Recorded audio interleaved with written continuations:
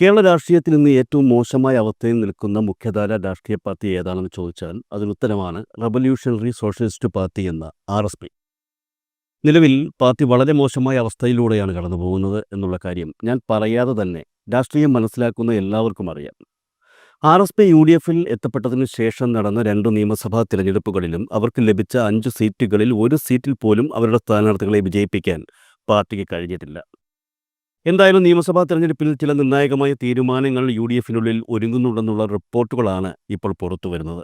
RSPക്ക് UDF നൽകുന്ന സീറ്റുകളുടെ എണ്ണം 5-ൽ നിന്ന് 3-ആയി കുറയുകയും അതിൽ ഒരു സീറ്റിൽ NK പ്രേമചന്ദ്രൻ മത്സരിക്കുകയും ചെയ്യുമെന്ന വിവരങ്ങളാണ് ഇപ്പോൾ പുറത്തുവരുന്നത്. 2014-ൽ NK പ്രേമചന്ദ്രന്റെ നേതൃത്വത്തിലുള്ള RSP ഇടതുപക്ഷ ബന്ധം ഉപേക്ഷിച്ച് ഐക്യജനാധിപത്യ മുന്നണിയിലേക്ക് ചേക്കേറിയപ്പോൾ കേരളത്തെ സംബന്ധിച്ച് അതൊരു വലിയ വാർത്തയായിരുന്നു. ഈ സംഭവം ഇടതുപക്ഷ പ്രവർത്തകരെ ഞെട്ടിച്ചിരുന്നുവെങ്കിലും അത് ഏറെ ഞെട്ടിച്ചത് സാധാരണക്കാരായ RSP പ്രവർത്തകരെയായിരുന്നു. കാരണം അന്നുവരെ ഇടതുപക്ഷ പാർട്ടി എന്ന നിലയിൽ സ്വന്തം പാർട്ടിക്ക് വോട്ട് ചെയ്തുകൊണ്ടിരുന്ന RSP പ്രവർത്തകർക്ക് ഇടതുപക്ഷം എന്നുള്ളതല്ലാതെ മറ്റൊന്ന് ചിന്തിക്കാൻ കൂടി കഴിയുമായിരുന്നില്ല. RSP എന്ന് പറഞ്ഞാൽ ഇടതുപക്ഷത്തോട് ചേർന്ന് നിൽക്കുന്ന പാർട്ടി എന്ന ചിന്ത സാധാരണ പ്രവർത്തകരുടെ മനസ്സിൽ ഉറച്ചു പോയിരുന്നു എന്നുള്ളതാണ് സത്യം. 2014-ൽ നടന്ന ലോക്സഭാ തെരഞ്ഞെടുപ്പിൽ കൊല്ലം ലോക്സഭാ മണ്ഡലത്തിൽ നിന്നും RSP സ്ഥാനാർത്ഥിയായി മത്സരിച്ച NK പ്രേമചന്ദ്രൻ മികച്ച വിജയം സ്വന്തമാക്കി. എന്നാൽ അന്നു മുതൽ ഇന്ന് വരെ ആ ഒരു പാർലമെന്റ് മെമ്പർ എന്ന നേട്ടത്തിൽ മാത്രം ഒതുങ്ങി നിൽക്കുകയാണ് RSP UDF മുന്നണിയിലായ ശേഷം നേരിട്ടത് 2 നിയമസഭാ തിരഞ്ഞെടുപ്പുകളാണ്. ഈ 2 തിരഞ്ഞെടുപ്പുകളിലും UDF RSPയെ നല്ല രീതിയിൽ തന്നെയാണ് പരിഗണിച്ചത്. ഓരോ തവണയും 5 സീറ്റുകൾ വീതം RSPക്ക് UDF നൽകി. എന്നാൽ ആ 2 തിരഞ്ഞെടുപ്പുകളിലും RSP എന്ന പാർട്ടി വട്ടപൂജ്യമായി മാറുകയായിരുന്നു. ഇടതുപക്ഷം വിട്ടതിന് ശേഷം ആ പാർട്ടിക്ക് ഒരു നിയമസഭാ തിരഞ്ഞെടുപ്പിലും ഒരു സീറ്റ് പോലും നേടാൻ കഴിഞ്ഞില്ല എന്ന് പറയുമ്പോൾ ആ പാർട്ടി നിലവിൽ എത്രത്തോളം വലിയ അധപ്പതനത്തിലാണെന്ന് നമുക്ക് മനസ്സിലാകാം. കഴിഞ്ഞ 2 തവണയായി ഒരു സീറ്റിൽ പോലും വിജയിക്കാത്ത RSPക്ക് 5 സീറ്റുകൾ അടുത്ത തെരഞ്ഞെടുപ്പിൽ നൽകരുത് എന്ന ആവശ്യം കോൺഗ്രസിൽ നിന്നു തന്നെ ഉയർന്നിട്ടുണ്ട്. RSP മത്സരിച്ച് തോറ്റുകൊണ്ടിരിക്കുന്ന പല സീറ്റുകളിലും കോൺഗ്രസ് സ്ഥാനാർത്ഥികളെ നിർത്തിയാൽ വിജയം സ്വന്തമാക്കാൻ കഴിയുമെന്നുള്ളതാണ് അവർ ചൂണ്ടിക്കാട്ടുന്നത്. മുന്നണി നീക്കുപോക്കുകളുടെ അടിസ്ഥാനത്തിൽ ഘടകകക്ഷികൾക്ക് നൽകുന്ന സീറ്റുകളിൽ പലതും അവർ തോൽക്കുകയും എന്നാൽ ആ സീറ്റിൽ ഒരുപക്ഷെ കോൺഗ്രസ്സാണ് മത്സരിച്ചിരുന്നതെങ്കിൽ വിജയിക്കുകയും ചെയ്യുമായിരുന്നു എന്നാണ് ഒരു സംഘം കോൺഗ്രസ് നേതാക്കളുടെ വാദം. അതുകൊണ്ട് തന്നെ RSP നിലവിൽ മത്സരിക്കുന്ന 5 സീറ്റുകളിൽ വിജയസാധ്യതയുള്ള 2 സീറ്റുകൾ മാറ്റി നിർത്തി മറ്റുള്ളവ കോൺഗ്രസ് തിരിച്ചെടുക്കണമെന്നുള്ളതാണ് അവരുടെ ആവശ്യം. അതുമായി ബന്ധപ്പെട്ടുള്ള ചർച്ചകൾ തന്നെയാണ് ഇപ്പോൾ നടന്നുകൊണ്ടിരിക്കുന്നത്. എന്നാൽ തങ്ങളുടെ സീറ്റുകൾ നഷ്ടപ്പെടുന്നത് ഒരു കാരണവശാലും അംഗീകരിക്കാൻ കഴിയില്ല എന്ന നിലപാടാണ് RSP ഉയർത്തുന്നത്. നിലവിൽ കേരള രാഷ്ട്രീയത്തിൽ ഒരു പാർലമെന്റ് മെമ്പർ സ്ഥാനം കൊണ്ട് മാത്രം നിലനിന്നു പോകുന്ന രാഷ്ട്രീയ പാർട്ടിയായി RSP മാറിക്കഴിഞ്ഞിട്ടുണ്ട്. ഓരോ ലോക്സഭാ തെരഞ്ഞെടുപ്പിലും കൊല്ലം ലോക്സഭാ മണ്ഡലത്തിൽ നിന്നും NK പ്രേമചന്ദ്രൻ മത്സരിച്ച് വിജയിക്കുന്നത് മാത്രമാണ് സംസ്ഥാന രാഷ്ട്രീയത്തിൽ RSPയെ ഇന്നും ജീവനോടെ നിലനിർത്തുന്നത്. എന്നാൽ RSP എന്നുള്ളത് കേരള കോൺഗ്രസ് പോലെ ഒരു കുടുംബ പാർട്ടിയോ സമുദായ പാർട്ടിയോ അല്ലാത്ത സാഹചര്യത്തിൽ കൊല്ലം ലോക്സഭാ മണ്ഡലത്തിൽ പ്രേമചന്ദ്രന് പകരം മറ്റൊരാൾ മത്സരിക്കേണ്ടത് അനിവാര്യം തന്നെയാണ്.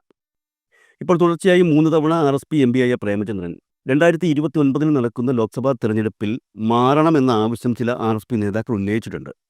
ഞാൻ നേരത്തെ പറഞ്ഞതുപോലെ ഒരു കുടുംബ പാർട്ടിയോ സമുദായ പാർട്ടിയോ അല്ല RSP എന്നുള്ളതിനാൽ പ്രവർത്തകരുടെയും നേതാക്കളുടെയും ആവശ്യം ചിലപ്പോൾ പാർട്ടിക്ക് അംഗീകരിക്കേണ്ടിയും വരും. അങ്ങനെയുണ്ടായാൽ RSPയെ സംബന്ധിച്ച് വല്ലാത്തൊരു പ്രതിസന്ധിയായിരിക്കും അത് സൃഷ്ടിക്കുന്നത്. കാരണം നിലവിലെ സാഹചര്യത്തിൽ പ്രേമചന്ദ്രൻ മത്സരിക്കുന്നത് കൊണ്ട് മാത്രമാണ് കൊല്ലം ലോക്സഭാ മണ്ഡലത്തിൽ RSP വിജയം സ്വന്തമാക്കുന്നത്. പ്രേമചന്ദ്രന് പകരം മറ്റൊരു സ്ഥാനാർത്ഥി മണ്ഡലത്തിൽ മത്സരിച്ച് ഒരുപക്ഷെ അത് ഷിബു ബേബി ജോൺ ആയാൽ പോലും വിജയിക്കും എന്നുള്ള ഒരു പ്രതീക്ഷയും RSPക്കും UDFനുമില്ല. എന്നാൽ ഇതിനേക്കാൾ വലിയ പ്രതിസന്ധിയാണ് സംസ്ഥാന രാഷ്ട്രീയത്തിൽ RSP ഇപ്പോൾ കടന്നുപോയിക്കൊണ്ടിരിക്കുന്നത്. 2026-ലെ നിയമസഭാ തെരഞ്ഞെടുപ്പിൽ RSPക്ക് സംഭവിക്കുന്നത് 2021-ലെയും 2016-ലെയും ഗതിയാണെങ്കിൽ സംസ്ഥാന രാഷ്ട്രീയത്തിൽ നിന്ന് തന്നെ ആ പാർട്ടി തുടച്ചു നീക്കപ്പെടുമെന്ന് ആ പാർട്ടിയുടെ ഭൂരിപക്ഷ നേതാക്കൾക്കും പ്രവർത്തകർക്കും അറിയുകയും ചെയ്യാം. നിലവിൽ മത്സരിച്ചു കൊണ്ടിരിക്കുന്ന 5 സീറ്റുകളിൽ 3 സീറ്റുകൾ ഒഴിവാക്കി പകരം വിജയിക്കുമെന്ന് ഉറപ്പുള്ള 2 സീറ്റുകളിൽ മത്സരിച്ച് പരമാവധി ജോലി ചെയ്ത് വിജയിക്കുക എന്നുള്ളതാണ് UDF RSPക്ക് മുന്നിൽ വച്ചിരിക്കുന്ന നിർദ്ദേശം. എന്നാൽ അതൊരിക്കലും പ്രാവർത്തികമല്ല എന്നാണ് RSP പറയുന്നത്. കാരണം 5 സീറ്റുകൾ 2 സീറ്റുകളായി കുറയുമ്പോൾ RSPക്ക് അത്രത്തോളം UDFിൽ പ്രാധാന്യം നഷ്ടപ്പെടുകയാണ്. അതും പ്രകാരമുള്ള അനൗദ്യോഗിക ചർച്ചകളിലാണ് 3 സീറ്റുകൾ ഇത്തവണ RSPക്ക് നൽകാം എന്ന നിർദ്ദേശം മുന്നോട്ട് വന്നത്. എന്നാൽ ഈ നിർദ്ദേശത്തിൽ മറ്റൊരു കാതലായ സംഗതി ഒളിഞ്ഞു കിടപ്പുണ്ട്.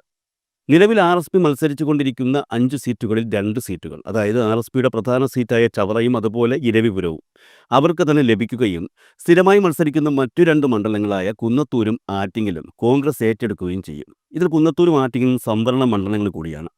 സംവരണ മണ്ഡലത്തിൽ മത്സരിച്ച് വിജയിക്കാൻ പ്രാപ്തിയുള്ള നല്ല നേതാക്കൾ RSPക്ക് ഇല്ലാത്തതും ഈ ഒരു തീരുമാനത്തിന് പിന്നിലുണ്ട്. 5ാം സീറ്റായി RSPക്ക് UDF നൽകുന്നത് സാഹചര്യമനുസരിച്ച് വടക്കൻ ജില്ലകളിലെ ഏതെങ്കിലും ഒരു സീറ്റാണ്. 2016-ൽ തൃശൂർ ജില്ലയിലെ കയ്പമംഗലം സീറ്റാണ് ലഭിച്ചത്. 2021-ൽ അത് കണ്ണൂർ ജില്ലയിലെ മട്ടന്നൂർ സീറ്റായി മാറി. 2026 നടക്കുന്ന നിയമസഭാ തെരഞ്ഞെടുപ്പിൽ 5ാം സീറ്റ് RSP ഒഴിവാക്കും. കാരണം പാർട്ടിക്ക് ഒട്ടും ജയസാധ്യതയില്ലാത്ത സീറ്റുകളിൽ ഏറ്റവും പ്രധാനപ്പെട്ടതാണ് ഈ സാഹചര്യമനുസരിച്ച് ലഭിക്കുന്ന 5ാം സീറ്റ്. ഈ വിട്ടുകളയുന്ന 3 സീറ്റുകൾക്ക് പകരം RSP ഇപ്പോൾ ചോദിച്ചിരിക്കുന്നത് കൊല്ലം നിയമസഭാ സീറ്റാണ്. ഇടതുപക്ഷത്തു നിന്നും CPM മത്സരിക്കുന്ന കൊല്ലം സീറ്റിൽ ഇപ്പോഴത്തെ MLA മുകേഷാണ്. കോൺഗ്രസ് മത്സരിച്ചുകൊണ്ടിരിക്കുന്ന സീറ്റ് കൂടിയാണ് കൊല്ലം. UDFന് മുന്നിൽ അനൗദ്യോഗികമായി ഈ നിർദ്ദേശം RSP മുന്നോട്ട് വച്ചപ്പോൾ തന്നെ അത് പ്രായോഗികമല്ല എന്ന മറുപടിയാണ് UDF നേതാക്കളിൽ നിന്നും RSPക്ക് ലഭിച്ചതെങ്കിലും മറ്റൊരു നിർദ്ദേശം UDF മുന്നോട്ട് വയ്ക്കുകയായിരുന്നു. കൊല്ലം ലോക്സഭാ MP-യായ പ്രേമചന്ദ്രൻ കൊല്ലം നിയമസഭാ സീറ്റിൽ മത്സരിക്കുകയാണെങ്കിൽ കൊല്ലം നിയമസഭാ സീറ്റ് RSPക്ക് നൽകാമെന്നാണ് UDF ഇപ്പോൾ അറിയിച്ചിരിക്കുന്നത് എന്നാണ് വിവരം. എന്നാൽ ഒരു പാർലമെന്റ് മെമ്പർ ആ സ്ഥാനം രാജിവച്ചിട്ട് നിയമസഭാ തെരഞ്ഞെടുപ്പിൽ മത്സരിക്കുന്നത് ആത്മഹത്യാപരമാകില്ലേ എന്ന ചിന്തയാണ് RSPയിലെ ഒരു കൂട്ടം നേതാക്കൾ ഇപ്പോൾ ഉയർത്തുന്നത്. എന്നാൽ ഒരു MP സ്ഥാനം കൊണ്ട് മാത്രം പാർട്ടി മുന്നോട്ട് കൊണ്ടുപോകാൻ കഴിയില്ല എന്നും നിലവിൽ കേരളത്തിൽ മാത്രം വേരോട്ടമുള്ള ഒരു പാർട്ടിയായി RSP മാറിയിരിക്കുന്ന സാഹചര്യത്തിൽ സംസ്ഥാന രാഷ്ട്രീയത്തിലെ പ്രാതിനിധ്യത്തിനാണ് പ്രാധാന്യം കൊടുക്കേണ്ടതെന്നും RSPയിലെ തന്നെ ഒരു വിഭാഗം നേതാക്കൾ വാദിക്കുന്നുണ്ട്. ഈ അഭിപ്രായം തന്നെയാണ് UDFനും. 2016-ൽ നടക്കാൻ പോകുന്ന നിയമസഭാ തെരഞ്ഞെടുപ്പുകളിലും RSP സമ്പൂർണ്ണ പരാജയം ഏറ്റുവാങ്ങുകയാണെങ്കിൽ പിന്നെ പാർട്ടിയുടെ മുന്നോട്ടുള്ള യാത്ര വളരെ ബുദ്ധിമുട്ടാകുമെന്നും പലരും ചൂണ്ടിക്കാട്ടുന്നുണ്ട്. 2026-ലെ നിയമസഭാ തെരഞ്ഞെടുപ്പിൽ RSP വീണ്ടും പരാജയപ്പെട്ടാൽ 2019-ൽ നടക്കുന്ന ലോക്സഭാ തെരഞ്ഞെടുപ്പിൽ RSPക്ക് കൊല്ലം ലോക്സഭാ മണ്ഡലം ലഭിക്കില്ല എന്ന സൂചനകൾ UDF നേരത്തെ നൽകിയിരുന്നു. ഇനിയും ഈ പാർട്ടിക്ക് രാഷ്ട്രീയത്തിൽ നിലനിൽക്കണമെങ്കിൽ സംസ്ഥാന തെരഞ്ഞെടുപ്പിൽ ഒരു ജയം ആവശ്യമാണ്. കഴിഞ്ഞ 2 തവണയായി RSPയുടെ പ്രധാന മണ്ഡലം എന്ന് പറയുന്ന ചവറയിൽ പോലും ഷിബു ബേബി ജോൺ തോറ്റുകൊണ്ടിരിക്കുകയാണ്. സജീവ രാഷ്ട്രീയത്തിൽ നിലനിൽക്കുവാനുള്ള ഏക വഴി എന്ന നിലയിലാണ് കൊല്ലം നിയമസഭാ മണ്ഡലം ഇത്തവണ നൽകാമെന്നും പകരം പ്രേമചന്ദ്രൻ അവിടെ മത്സരിക്കണമെന്നും UDF ആവശ്യപ്പെട്ടതെന്നാണ് സൂചനകൾ. പ്രേമചന്ദ്രൻ മത്സരിച്ചാൽ RSPക്ക് മണ്ഡലത്തിൽ വിജയിക്കാൻ കഴിയുമെന്നാണ് പ്രതീക്ഷ. മാത്രമല്ല, നിലവിലെ സാഹചര്യത്തിൽ അടുത്ത തവണ UDF സർക്കാർ അധികാരത്തിൽ വരുമെന്ന പ്രതീക്ഷയും UDF കേന്ദ്രങ്ങളിൽ നിലനിൽക്കുന്നുണ്ട്. അങ്ങനെയാണെങ്കിൽ RSPയിലെ മുതിർന്ന നേതാവ് എന്ന നിലയിൽ വളരെ പ്രധാനപ്പെട്ട ഒരു മന്ത്രിസ്ഥാനം പ്രേമചന്ദ്രന് ലഭിക്കുകയും ചെയ്യും എന്ന പ്രതീക്ഷയും നിലനിൽക്കുന്നുണ്ട്. എന്നാൽ ഇപ്പോൾ മുന്നോട്ട് വയ്ക്കപ്പെട്ടിട്ടുള്ള ഈ ആശയങ്ങൾ എത്രത്തോളം ഫലപ്രദമാകുമെന്നുള്ള സംശയം നിലനിൽക്കുന്നുണ്ട്. കാരണം ചവറയിൽ ഇത്തവണ ഷിബു ബേബി ജോൺ വിജയിച്ചാൽ അതിനൊപ്പം UDF അധികാരത്തിലെത്തിയാൽ മന്ത്രിസ്ഥാനം ലഭിക്കുന്നതിനുള്ള പ്രഥമ പരിഗണന ഷിബു ബേബി ജോണിൽ ലഭിക്കും. അങ്ങനെ വരുമ്പോൾ കൊല്ലം നിയമസഭാ മണ്ഡലത്തിൽ പ്രേമചന്ദ്രൻ മത്സരിച്ച് വിജയിച്ചാൽ RSPക്ക് ഒരു 2ാം മന്ത്രിസ്ഥാനം കൂടി UDFന് കൊടുക്കേണ്ടി വരും. അല്ലെങ്കിൽ പ്രേമചന്ദ്രൻ വെറുമൊരു MLA ആയി മാത്രം തുടരേണ്ടി വരും. അങ്ങനെയാണ് സംഭവിക്കുന്നതെങ്കിൽ UDFനും RSPക്കും കനത്ത നഷ്ടമായിരിക്കും നേരിടുന്നത്. കൊല്ലം ലോക്സഭാ മണ്ഡലത്തിൽ ഉപതെരഞ്ഞെടുപ്പ് ആവശ്യമായി വരികയും അവിടെ RSPയുടെ മറ്റേതെങ്കിലും നേതാക്കളെ മത്സരിപ്പിക്കേണ്ട സാഹചര്യം ഉണ്ടാവുകയും ചെയ്താൽ പ്രേമചന്ദ്രനെ കൊല്ലത്ത് മത്സരിപ്പിക്കാനുള്ള നീക്കം RSPയെ സംബന്ധിച്ച് ഒരു വാട്ടർലൂ ആയി മാറും എന്നുള്ള കാര്യം ഉറപ്പാണ്.